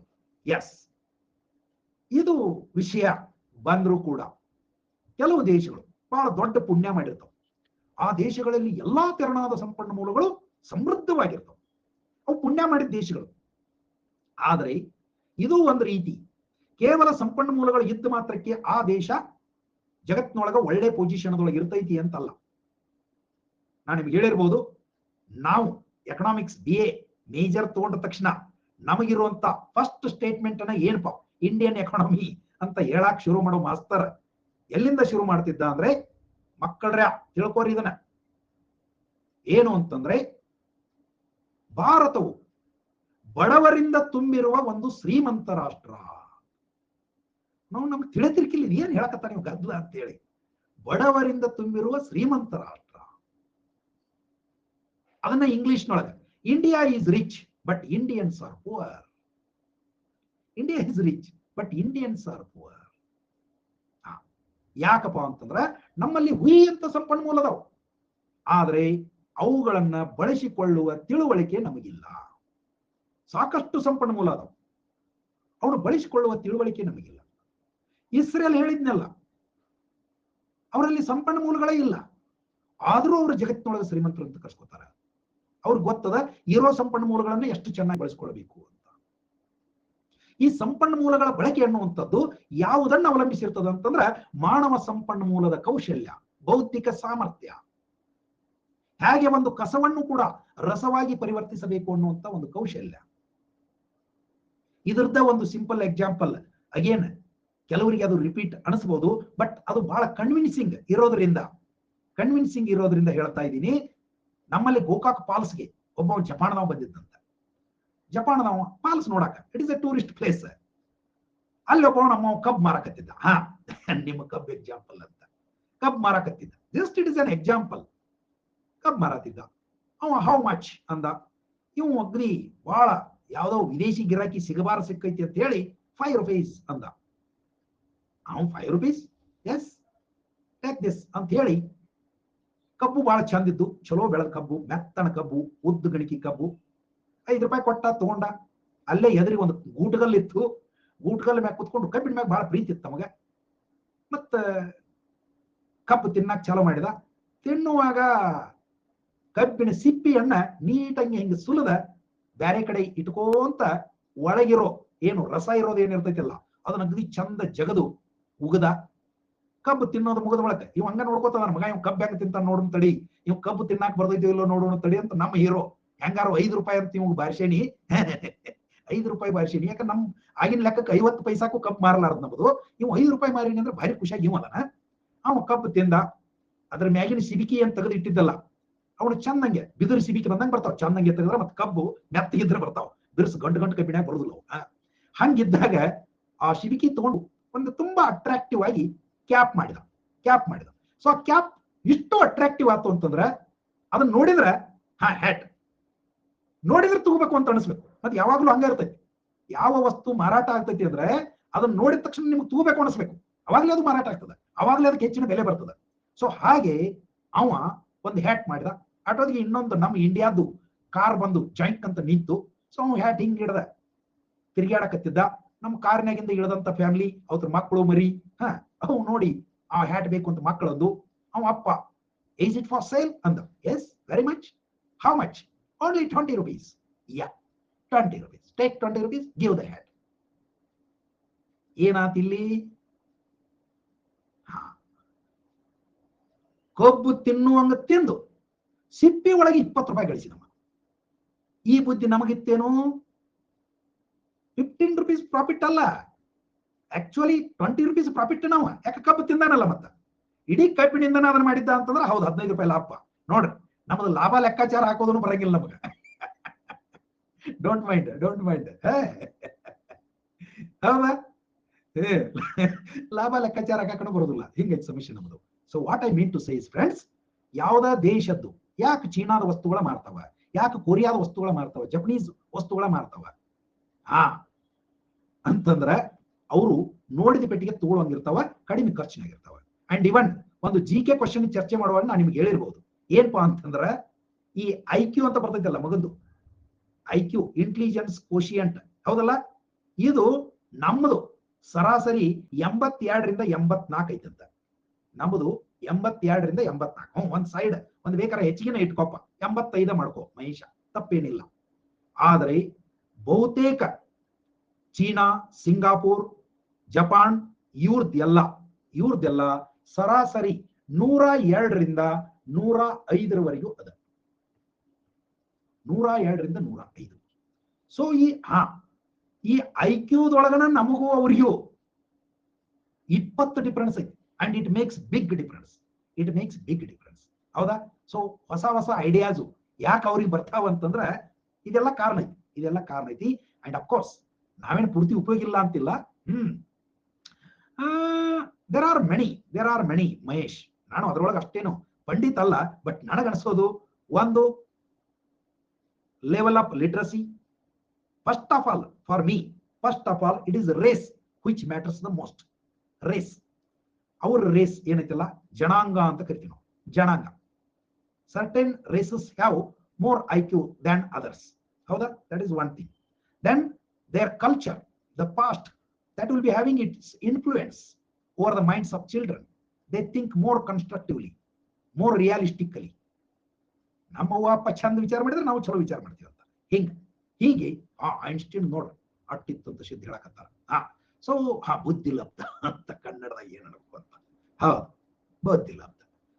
ಬುದ್ಧಿ ಇಲ್ಲ, ಅದು ಲಬ್ಧನೂ ಇಲ್ಲ ಅಂತಂದ್ರೆ ನನ್ನಂತವ್ರು ಆಯ್ಕೆ ಕೂತ್ ಬಿಡ್ತಾರೆ. ಹೌದಾ? ಸೊ ಹೌದೌದು, ಕರೆಕ್ಟ್ ಐತಿ Sharadi, you are right. Okay, so ಹಿಂಗ ನೋಡ್, ಸಂಪನ್ಮೂಲಗಳಲ್ಲಿ ವ್ಯತ್ಯಾಸಗಳು.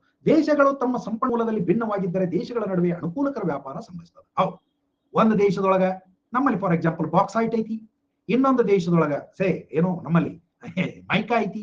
ಮೈಕಾ ಇಡೀ ಜಗತ್ತಕ್ಕೆ ನಾವ ಮೂಲ ಅನ್ನೋಂಗದೀವಿ. ಬೇರೆ ದೇಶದೊಳಗೆ, ಕೆಲವು ದೇಶದೊಳಗೆ ಪೆಟ್ರೋಲಿಯಂ ಐತಿ. ಎಸ್, ಅವ್ರ ಜೋಡಿ ನಾವು ವ್ಯಾಪಾರ ಮಾಡ್ತೀವಿ. ಲೈಫ್ ಭಾರಿ ಐತಲ್ಪ. ಗ್ರೇಟ್ ಅಪ್ಪ, ದೇವ್ರು ನಿನಗೆ ಇನ್ನೂ ಹೆಚ್ಚಿನ ಶಕ್ತಿಯನ್ನು ಕೊಡ್ಲಪ್ಪ.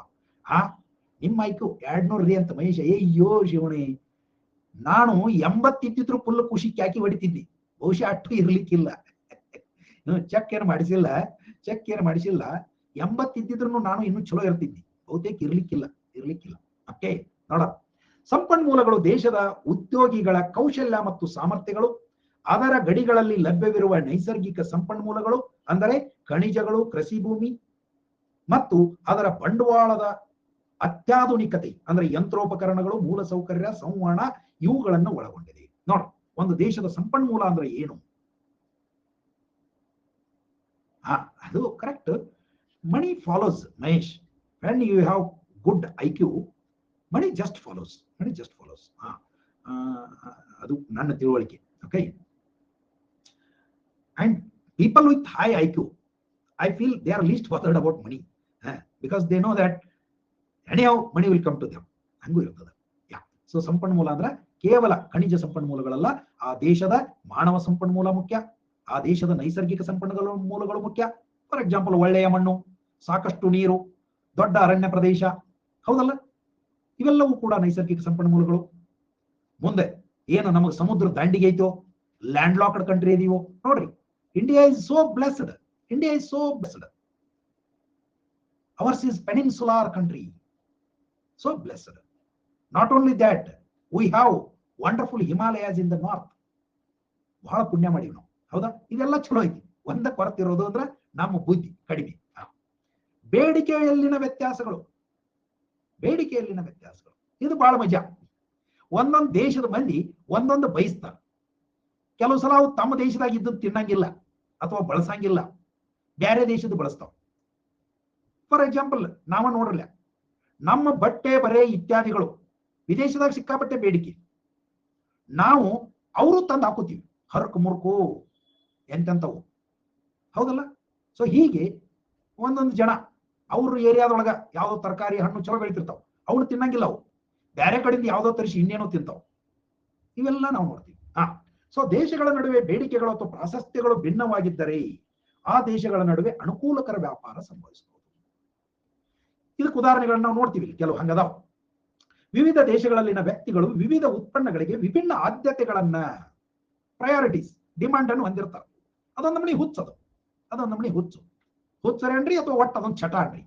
ಉದಾಹರಣೆಗೆ ನೋಡ್ರಿ, ಗ್ರಾಹಕರು ಒಂದೇ ಬೆಲೆಯನ್ನು ಎದುರಿಸಿದರೂ ಚೀನಿಯರು ಅಮೆರಿಕನ್ನರಿಗಿಂತ ಹೆಚ್ಚು ಅಕ್ಕಿಯನ್ನು ಬೇಡುತ್ತಾರೆ.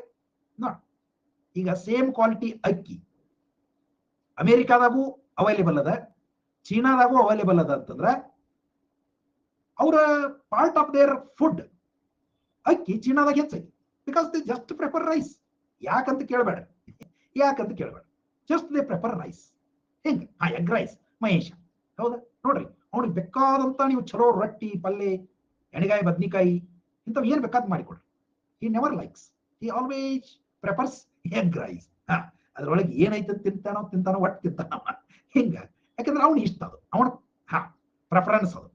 ಕೆನಡಿಯನ್ನರು ನೋಡಿ ಇಲ್ಲಿ ಎಂತೆಂತ ಅನಾಹುತ ಮಂದಿ ಅದಾರ. ಕೆನಡಿಯನ್ನರು ಹೆಚ್ಚು ಬೇರ್ ಬೇಡ್ತಾರಂತ. ನೀವೇನ್ ಬೇಡ್ತಿರೋ ಗೊತ್ತಿಲ್ಲ ನನಗ. ಕೆನಡಾದವರು ಬಿಯರ್ ಹೆಚ್ಚು ಕುಡಿತಾರಂತ. ಡಚ್ಚರು ಮರದ ಬೂಟುಗಳನ್ನು ಬಯಸ್ತಾರಂತ. ನೋಡ್ರಿ ಅವ್ರ ಫ್ಯಾಷನ್ ಅದು, ವುಡನ್ ಶೂಸ್, ಮರದ ಬೂಟುಗಳು ಹಾಕೊಳ್ಳೋದು. ಜಪಾನೀಸರು ನೋಡ್ರಿ ಅಮೆರಿಕನ್ನರಿಗಿಂತ ಹೆಚ್ಚು ಮೀನುಗಳನ್ನ ಬಯಸ್ತಾರೆ. ಜಪನೀಸ್, ಅಮೆರಿಕಕ್ಕೂ ಜಗ್ ಕೋಸ್ಟಲ್ ಏರಿಯಾ ಐತಿ ಹೌದಲ್ಲ, ಆದ್ರೆ ಅಲ್ಲಿ ಮಂದಿ ಮೀನ ಹೆಸರು ತಿನ್ನಂಗಿಲ್ಲ, ಅವು ದನ ತಿಂತಾವು ದನ ತಿಂತಾವು, ಹುಯಿ ಅಂತ ದನ ತಿಂತಾವು. ಈ ಕಡೆ ಪೆಸಿಫಿಕ್ ಐತಿ, ಈ ಕಡೆ ಅಟ್ಲಾಂಟಿಕ್ ಐತಿ. ಅವ್ರಿಗೇನ್ ತುಸುನ ಎರಡು ಮಹಾಸಾಗರಗಳು ಹತ್ಯಾವ, ಎರಡು ಅದಾವ.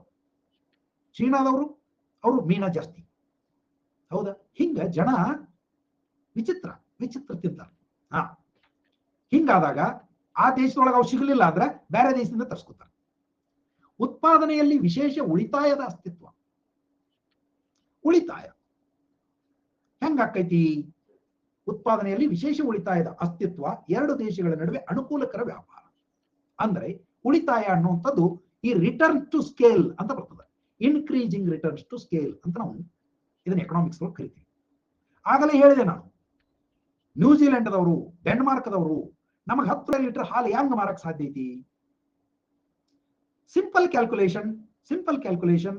ಇವನ್ ಆಸ್ಟ್ರೇಲಿಯಾ, ಅವರಲ್ಲಿ ಸಾವಿರಾರು ಎಕರೆ ಭೂಮಿ ಅಗದಿ ಹಚ್ಚ ಹಸಿರು ಹುಲ್ಲಿನಿಂದ ಕೂಡಿರ್ತೈತಿ. ಏನ್ ಮಾಡೋದಿಲ್ಲ, ಒಬ್ಬವ ಅಷ್ಟು ಆಕಳ ಹೊಡ್ಕೊಂಡು ಇದಕ್ಕೊಂದು ದೊಡ್ಡದ ಗೇಟ್ ಇಟ್ಟಿರ್ತಾರೆ. ಗೇಟ್ ತರದ ಒಳಗ ಹೊಡಿತಾನೆ, ಈ ಗೇಟ್ ಹಾಕೊಂಡು ಮತ್ತ ಅವ್ನು ಬೇರೆ ಕೆಲಸ ಮಾಡಕ್ ಹೋಗ್ತಾನೆ. 1000 ಆಕಳ, ನಾನು ಸುಮ್ಮನೆ ಹೇಳಕತ್ತೀನಿ 1000 ಅಂತ, ಇನ್ನು ಹೆಚ್ಚಿದ್ರು ಇದ್ದುವ. ಒಳಗ್ ಹೊಡೆದು ಗೇಟ್ ಹಾಕೊಂಡು ಮತ್ತೆ ಬೇರೆ ಕೆಲಸ ಮಾಡ್ತಾನ. ಬೇಕಾದ್ರೆ ಸಂಚನ ಮೀನ ಇಡ್ತಾನ, ಇಲ್ಲ ಅಂತಂದ್ರೆ ಗೆಳತಿ ಜೊತೆ ಅಥವಾ ಗೆಳೆಯನ ಜೊತೆ ಒಳ್ಳೆ ಟೈಮ್ ಪಾಸ್ ಮಾಡ್ತಾನೆ, ಎಂಜಾಯ್ ಮಾಡ್ತಾನವ. ನಮ್ಮ ಮಂದಿ ಒಂದು ಗೊಡ್ಡ ಎಮ್ಮೆ ಹೊಡ್ಕೊಂಡು ಚೆಂತನ ಹೋಗ್ತಾನ. ಒಂದು ಗೊಡ್ಡ ಆಕಳ ಹೊಡ್ಕೊಂಡು ಚೆಂತನ ಹೋಗ್ತಾರ. ಅದಕ್ಕೆ ಎಲ್ಲಿ ಅಂದ್ರೆ ಎಲ್ಲೂ ಹುಲ್ಲು ಸಿಗಂಗಿಲ್ಲ, ಮೇವು ಸಿಗಂಗಿಲ್ಲ. ಅದು ಅಲ್ಲೆಟ್ ಮೇದ್ ಇಲ್ಲೆಟ್ ಮೇದ್, ಅಂತದಟ್ ಕಡದ್ ಇಂಥದಟ್ ಕಡದ್, ಈ ಕಡೆ ಹುಲ್ಲು ತಿಂತಾನ. ಹೆಂಗದು ಬಹಳ ಕಳ್ಳ ಎಮ್ಮೆಗಳು ಇರ್ತಾವ, ನಾವೆಲ್ಲ ಅಂತವನ್ನ ಮೇಯಿಸಿ ಬಂದೀವಿ. ದಂಡಿಗೆ ಬದದಾಗಿನ ಹುಲ್ಲು ತಿನ್ಕೋತ ಚಕ್ಕಕ್ಕಂತ ಒಂದು ಆ ಕಡೆ ಬೆಳಿ ಕಡ್ದು ಮತ್ತೆ ಇಲ್ಲಿ ಹುಲ್ಲು ಮೇಯಕ್ ಚಾಲು ಮಾಡ್ತಾವ. ಇಂಥ ಕಲಾವಿದ ಎಮ್ಮೆಗಳು ಇರ್ತಾವ. ಹಿಂಡಂಗಿಲ್ಲ, ಆದ್ರೂ ಒಬ್ಬ ಮೇಯ್ಸಕ್ ಹೋಗ್ತಾನೆ. ಮತ್ ಹಿಂಗಾದ್ರೆ ಅಲ್ಲಿಯ ಒಬ್ಬನ ಆದಾಯ ಏನು, ನಮ್ಮ ಒಬ್ಬನ ಆದಾಯ ಏನು? ಅಲ್ಲಿ ಒಬ್ಬ ದುಡಿಯೋದನ್ನ ನಮ್ಮ ಮಂದಿ 1000 ಮಂದಿ ದುಡಿತಾರಂತ ಅರ್ಥ. 1000 ಮಂದಿ ದುಡಿದ್ರು ಅದರಷ್ಟು ರಿಸಲ್ಟ್ ಇಲ್ಲ. ಯಾಕಂದ್ರೆ ಅಲ್ಲಿ ಒಂದೊಂದು ಆಕಳು ಕನಿಷ್ಠ 20 ಲೀಟರ್ ಮುಂಜಾನೆ, 20 ಲೀಟರ್ ಸಂಜಕ, 40 ಲೀಟರ್. ಇವು ನಮ್ಮವನ ಎಣ್ಣಿ ಸಂಚನ ಮೇಸ್ಕೊಂಡ್ ಬಂದ್ರ ಸಂಜಕ, ಇವ್ರ ಮನಿಗೆ ಚಾ ಮಾಡಾಕ, ಬೆಕ್ಕಿಗೆ ಹಾಕಕ್ಕ, ನಾಯಿಗೆ ಹಾಕಕ್ಕ ಹಾಲು ಸಿಕ್ಕರೆ ದೊಡ್ಡದದು. ಹೌದಲ್ಲ, ರಿಯಾಲಿಟಿ ಹೌದಲ್ರಿಪ್ಪ ಇದು. So increasing returns to scale ಅಂತಂದ್ರೆ ಯಾವುದನ್ನ ಒಬ್ಬನೇ ವ್ಯಕ್ತಿ ಹೆಚ್ಚು ಹೆಚ್ಚು ದೊಡ್ಡದಾಗಿ ಮಾಡ್ತಾನೋ ಅಂತವನಿಗೆ ಉತ್ಪಾದನಾ ವೆಚ್ಚ ಕಡಿಮೆ ಆಗುತ್ತೆ. ಅಂತವ್ರು ಅದರ life very correct. You are very practical. ಹೌದು, ಮನೆಯಾಗಿ 2-3 ಎಮ್ಮೆ ಇರ್ತಾವ, ಆದ್ರೂ ಹಾಲು ಮತ್ತೆ ಬೇರೆದವ್ರ ಕಡೆಗೆ ತರ್ಬೇಕು. ಏನ್ ಕರ್ಮ ನಮ್ದು ಬೇಡ. ಹಿಂಗಾಗಿ ನಾವು ಇಲ್ಲಿವರೆಗೂ ಹಿಂಗದಿ. ಓಕೆ, ಸರ್ಕಾರಿ ನೀತಿಗಳ ಅಸ್ತಿತ್ವ. ಇದು ಕೆಲವು ದೇಶಗಳು ಕೆಲವಕ್ಕ ತೆರಿಗೆ ನಿರ್ಬಂಧ ಹೇರ್ತಾವ. ಇನ್ನು ಕೆಲವು ದೇಶಗಳು ತಮ್ಮ ವಸ್ತುಗಳನ್ನ ಕಳಸಾಕ ರಫ್ತು ಉತ್ತೇಜನ ನೀಡ್ತಾವ. ಹಿಂಗ ಬೇರೆ ಬೇರೆ ದೇಶದೊಳಗ ಬೇರೆ ಬೇರೆ ನೀತಿಗಳು, ವಿದೇಶಿ ವ್ಯಾಪಾರ ನೀತಿ ಅಂತ ಕರಿತೀವಿ ನಾವು. ಇದನ್ನ ಮುಂದೆ ನಿಮಗ ಭಾರತದ ವಿದೇಶಿ ವ್ಯಾಪಾರ ನೀತಿ ಕುರಿತು ಒಂದಿಟ್ಟು ಹೇಳ್ತೀನಿ. ಎಪ್ಪೋ ಅದು ಡೆಲಿವರಿ ಆಗ್ಲಿಲ್ಲ ಅಂದ್ರೆ ಏನ್ ಮಾಡೋದು ಅಂತ. ಏನ್ ಮಾಡಂಗಿಲ್ಲ, ನಾವ ಕಾದೀವಪ್ಪ. 3-4 ವರ್ಷ ಗೊಡ್ಡ ಎಮ್ಮಿನ ಕಾದೀವಿ. ನಮ್ಮ ತಾಳ್ಮೆ ಎಂತದ್ದು ಅಂತಂದ್ರ ಅದು ಇಂದು ಗಬ್ಬಾಕೈತಿ, ನಾಳೆ ಗಬ್ಬಾಕೈತಿ, ಮುಂದಿನ ವರ್ಷ ಗಬ್ಬಾಕೈತಿ. ಹಂಗ ಅಂದ್ರೆ ನಮ್ಮಲ್ಲಿ ಗಬ್ಬ ಹೋಗೋದು ಅಂತಾರ. ನಾವು ಗ್ರಾಮೀಣ ಭಾಷೆದವರು, ದಯವಿಟ್ಟು ಯಾರು ಅನ್ಯತಾ ಭಾವಿಸ್ಕೋಬೇಡ್ರಪ್ಪ. ನೀವು ಮಾಸ್ತರ್ಗೆ ಕನ್ನಡ ಬರೋದಿಲ್ಲ ಅಂತ ತಿಳ್ಕೊಬೇಡ್ರಿ. ಹಾಗೆ ಗರ್ಭ ಧರಿಸೋದು ಅಂತ ಅದು ಇಲ್ಲ ಅಂದ್ರೆ ಏನ್ ಮಾಡ್ತಿದ್ರಿ ಅಂತ. ಎಮ್ಮಿ ಹೂಡ್ತಿದ್ರು, ಎಮ್ಮಿ ಹೂಡೋದು, ಹೂಡಿದ್ರವು ಕಟ್ತಾವ ಅಂತ. ನೀವು ಅದನ್ನ ಅಂತೀರಾ ಮಹೇಶ? ನಾವು ನೀವು ಒಂದ ಕಡೆ ಅವರಲ್ಪ, ಹಿಂಗಾಗಿ ತಿಳಿತೈತೆ ಅದು. ಸೊ ಅದು ಗರ್ಭ ಹೋಗಿ ಗಬ್ಬ ಆಗಿತ್ತು ನಮ್ಮ ಮಂದಿ ಭಯ, ಇಷ್ಟ ಮತ್ತೇನಿಲ್ಲ. ಹೌದಾ? ತಗೋರಿ ಶರಣು ಸೇಮ್, ಎಲ್ಲಾರು ಸೇರಿದ್ದಕ್ಕೆ ಹಿಂಗ ಕೂತೀವಿ, ಇಲ್ಲೇ ಇದೀವಿ ನಾವು. ಹೌದಾ? ಸೊ ಸರ್ಕಾರ ನೀತಿಗಳಲ್ಲಿ ಏನ್ರಿಪ್ಪ, ನೆಗಲ ಉಡ್ತಾರೆ, ಎಮ್ಮೆಗಳನ್ನು ಉಡ್ತಾರೆ. ಈಗೆಲ್ಲ ಅದು ಅವಾಗ ಹಂಗ. ಕೆಲವು ಉತ್ಪನ್ನಗಳ ಉತ್ಪಾದನೆಯಲ್ಲಿ ಅನುಕೂಲಗಳನ್ನು ಸೃಷ್ಟಿಸಲು ಈ ಬದಲಾವಣೆಗಳು ಸಾಕಾಗಬಹುದು. ಸೊ ಈ ಸನ್ನಿವೇಶದೊಳಗೆ ದೇಶಗಳಾದ್ಯಂತ ಸರ್ಕಾರದ ನೀತಿಗಳಲ್ಲಿನ ವ್ಯತ್ಯಾಸಗಳು ಕೆಲವು ದೇಶಕ್ಕೆ ಕೆಲವನ್ನ ರಫ್ತು ಮಾಡಕ, ಕೆಲವನ್ನ ಆಮದು ಮಾಡ್ಕೊಳಕ ಅನುಕೂಲ ಆಗ್ತಾವ ಅಂತ. ತದ್ಭವ ರೂಪಣ ಅದೇ ಗರ್ಭ ಹೋಗಿ ಗಬ್ಬ ಆಗಿ. ಕರೆಕ್ಟ್ ಐತಿ ಲೈಫ್. ಹೌದು, nothing wrong. We are using good usage ಅಂತ. ವಿದೇಶಿ ವ್ಯಾಪಾರದ ಗುಣಲಕ್ಷಣಗಳು ಏನದಾವ? ಎಸ್, ಸಿಂಪಲ್ ಐತಿ, ಆಗ್ಲೇ ನೋಡಿದ್ದನ. ಇಲ್ಲಿ ಯಾವ ದೇಶಕ್ಕೆ ಯಾವ್ದು ಕೊರತೆ ಇರ್ತೈತೋ ಅದು ಹೊರಗಿನಿಂದ ಬರ್ತೈತಿ, ಇಲ್ಲಿ ಯಾವ್ದು ಸರ್ಪ್ಲಸ್ ಐತೋ ಅದು ಹೊರಗೆ ಹೋಗ್ತೈತಿ. ಸರ್ಪ್ಲಸ್ ಇದ್ದಾಗ ಹೊರಗೆ ಹೋಗ್ತೈತಿ ಅಂತ ತಿಳ್ಕೊಬೇಡ್ರಿ. ಮತ್ತೆ ಸರ್ಪ್ಲಸ್ ಇದ್ದಾಗ ಹೊರಗೆ ಹೋಗ್ತೈತಿ ಅಂತಲ್ಲ, ಯಾವ್ದೋ ಒಂದನ್ನ ಅನಿವಾರ್ಯವಾಗಿ ನಾವು ಆಮದು ಮಾಡ್ಕೊಳಕತ್ತೀವಿ ಅಂದ್ರೆ ಅವ್ರಿಗೆ ಹೆಂಗರೆ ಮಾಡಿ ರೊಕ್ಕ ಕೊಡ್ಬೇಕಲ್ಲ. ಮತ್ತೆ ಹೆಂಗರೆ ಮಾಡಿ ರೊಕ್ಕ ಕೊಡ್ಬೇಕಲ್ಲ. ಅವಾಗ ನಾವು ಉಪವಾಸ ಇದ್ದಾದ್ರೂ ಇನ್ನೊಂದು ವಸ್ತುವನ್ನ ನಾವು ಮಾರಿ ಅವ್ರಿಗೆ ಪೇಮೆಂಟ್ ಮಾಡ್ತೀವಿ, ಅದು ರಫ್ತಾಕೈತಿ. ಇಂಥದ್ದು ಇಂಡಿಯಾ ದಶಕಗಳ ಕಾಲ ಮಾಡ್ಕೊಂತ ಬಂದದ. ದಶಕಗಳ ಕಾಲ ನಮ್ಮ ಇಂಡಿಯಾದೊಳಗ ತಿನ್ನಕ್ ಸಕ್ಕರೆ ಇರ್ತಿರ್ಕಿಲ್ಲ. ನಮ್ಮಲ್ಲಿ 10 ರೂಪಾಯಿ ಕಿಲೋ ಇತ್ತವಾಗ, ಬೇರೆ ದೇಶದೊಳಗೆ ಅದನ್ನ 6 ರೂಪಾಯಿ ಕಿಲೋ ಮಾರ್ತಿದ್ರು. ನಮ್ಮ 6 ರೂಪಾಯಿ ಕಿಲೋ. ಯಾಕಂದ್ರೆ ಅಟ್ಲೀಸ್ಟ್ ಅದನ್ನ ಮಾರ್ಯಾರೆ ವಿದೇಶಿ ವಿನಿಮಯ ಸಿಗ್ತೈತಲ್ಲ ಅಂತ. ಹಿಂಗ ಮುಂದದ ಮಹೇಶ ಬೇವಪಿ ಐತಿ. ಹೌದಾ? ಓಕೆ. ಸೊ ಹೀಗೆ ಹಲವಾರು ಇಲ್ಲಿ ವ್ಯಾಪಾರಗಳು ನಡೀತಾವ. ಭಾರತದ ವಿದೇಶಿ ವ್ಯಾಪಾರಕ್ಕೆ ನಾವು ಬಂದೀವಿ. ಸೊ ನಾಳೆ ವಿದೇಶಿ ವ್ಯಾಪಾರ, ಭಾರತದ ಪ್ರಮುಖ ರಫ್ತುಗಳು, ಪ್ರಮುಖ ಆಮದುಗಳು ಮತ್ತು ವಿದೇಶಿ ವಿನಿಮಯ. ಹೇಳಪ್ಪ ಶಶಿ, ಕೈ ಎತ್ಬಿಡ್ ಪಟ್ ಅಂತೇಳಿ. ಸೊ ಹೀಗೆ ಹಲವಾರು ಸಂಗತಿಯನ್ನ ನಾವು ನೋಡಬಹುದು. ಎಸ್, ಹೇಳ ತಡಿಯಪ್ಪ ಸ್ಪೀಕರ್. ಹೇಳ. Hello hello. ಓ, ಮಹಾಜನ ವರದಿಯ ಚರ್ಚೆ. ಹೌದು, ಪೆಂಡಿಂಗ್ ಐತಿ. ನಿಮ್ ಧ್ವನಿ ಕೇಳ್ತಾ ಇಲ್ಲ ನನಗೆ. ಮಹಾಜನ ವರದಿ ಹೆಂಗ್ ಮಾಡೋಣ? ನೆಕ್ಸ್ಟ್ ಏನೈತಲ್ಲ ಇದು ಡೌಟ್ಸ್ ಕ್ಲಿಯರಿಂಗ್ ದೊಳಗ ಅದೇ ಟಾಪಿಕ್ ಇಟ್ಕೊಂಡು ಚರ್ಚೆ ಮಾಡೋಣ. ಉಳಿದದ್ದು ಏನೈತಿ ಅದನ್ನು ನೋಡೋಣ. ಮಹಾಜನ ವರದಿಯನ್ನ ಸಮಗ್ರವಾಗಿ ಚರ್ಚೆ ಮಾಡೋದು. ಓಕೆನಾ? ಡೌಟ್ಸ್ ಕ್ಲಿಯರಿಂಗ್ ಸೆಷನ್ದೊಳಗೆ. ಯಾಕಂದ್ರೆ ಅದು 5 ನಿಮಿಷ 10 ನಿಮಿಷ ಮುಗಿಯೋದಿಲ್ಲ. ಅದನ್ನು ಬಹಳ ನಾವು ಹಿಸ್ಟಾರಿಕಲ್ ಪರ್ಸ್ಪೆಕ್ಟಿವ್ ಇಂದ ನೋಡ್ಬೇಕಾಗ್ತದೆ. ನೋಡೋದು. ನಿಮ್ ಧ್ವನಿ ಕೇಳ್ತಾ ಇಲ್ಲ ಶಶಿ. ನಾನು ಧ್ವನಿನೂ ಕೇಳುವಲ್ಲ ನಿಮ್ಗೆ. ಹಲೋ, ನಂದು ಕೇಳ್ಸಕತ್ತೈತ್ಯಾ? ಓಕೆ ಶಶಿ, ನಿಮ್ದು ಏನು ಕೇಳಿಸ್ತಾ ಇಲ್ಲ. ಮಾಡೋಣ ಚರ್ಚೆ ಮಾಡೋಣ. ಓಕೆನಾ? Right, thank you. ಕಟ್ ಮಾಡ್ರಿ, ನೀವ ಕಟ್ ಮಾಡ್ರಿ ಶಶಿ. ಶಶಿಗೆ ಕೇಳ್ತಾ ಇಲ್ಲ ಏನೋ. ನಾನ ಕಟ್ ಮಾಡಿದ್ದು ಅಪ್ಪ. ಓಕೆ. ಸೊ ಹಾಗಿದ್ರೆ ಶಿವಣ್ಣ ಮಿತ್ರರೇ, ರಾತ್ರಿ 8ಕ್ಕೆ ಯೂಟ್ಯೂಬ್ದೊಳಗ, ಅದನ್ನ ಬಿಟ್ರ ಮುಂಜಾನೆ 7 ಗಂಟೆಗೆ ನಾವು ನೀವು ಭೇಟಿ ಆಗೋಣ, ಮತ್ತೆ ಚರ್ಚೆಗಳನ್ನ ಮಾಡೋಣ ಅಂತ ಹೇಳ್ತಾ ಈಗ ನಿಮ್ಮ ವಿದಾಯವನ್ನ ತೆಗೆದುಕೊಳ್ತಾ ಇದ್ದೇನೆ. Thank you so much. Have nice time. Enjoy your evening.